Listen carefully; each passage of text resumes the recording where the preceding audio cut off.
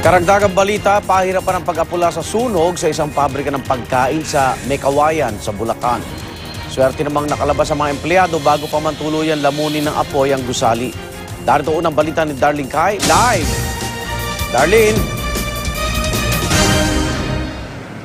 Igan, sa nakikita nyo nga ngayon ay talagang makapal pa ang usok at naglalagablab pa ang apoy na tumutupok sa isang bahagi ng pabrika ng tinapay sa barangay Libdong, Mekawayan, Bulacan. Kanina pa o kasalukuyan pa na inaapula ng mga bumbero ang sunog. Umabot ito sa ikalimang alarma at ngayon na idineklara na ng BFP na fire contained.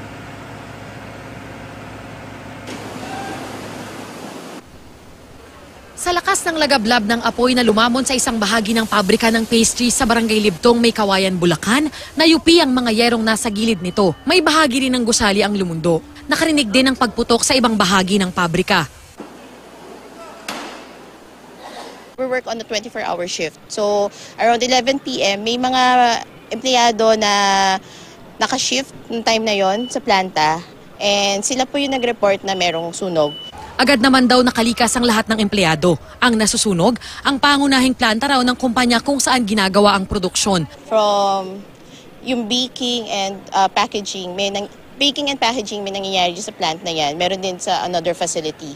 So yun po yung meron sa plant. Yun yung ongoing na process sa plant na yan when the fire broke out. At dahil nga sa uri ng mga materyales na nasusunog sa loob, nahirapan daw ang mga bumbero na apulahin ang apoy. Medyo nahirapan siya kasi yung kanya, yung ito Big E, yung gawaan ng tinapay. Baking siya. So may mga raw material siya na tulad ng palm oil, olive oil. Medyo malaki yung stock nila eh. Yun yung nagpapatagal. Tsaka maluwang yung area. Wala namang naiulat na nasaktan sa insidente. Kasalukuyan pang inaalam ang sanhi ng sunog. Pero ayon sa inisyal na impormasyon ng BFP, problema sa kuryente ang posibleng pinagmulan ng apoy. Wala namang nadamay sa kalapit na residential area. Igan, kung nakikita nyo nga ngayon, bagamat napakakapal pa rin ng usok na bumabalot sa kalangitan, ay pataas naman yung direksyon nito. Kaya kahit may mga residential area sa kalapit nitong pabrika ay hindi naman sila gaanong naapektuhan. Ayon din sa barangay chairman ng barangay Libdong, hindi naman daw sila nagpatupad ng evacuation o hindi naman lumikas yung mga residente dahil wala naman daw tsansa na kumalat pa yung apoy dahil idineklara na nga ng PNP na fire, o ng BFP rather, na fire contained na itong sunog. Yan ang latest mula dito sa Mekawayan, Bulacan. Balik sa'yo, Igan. Maraming salamat, Darlene Kai.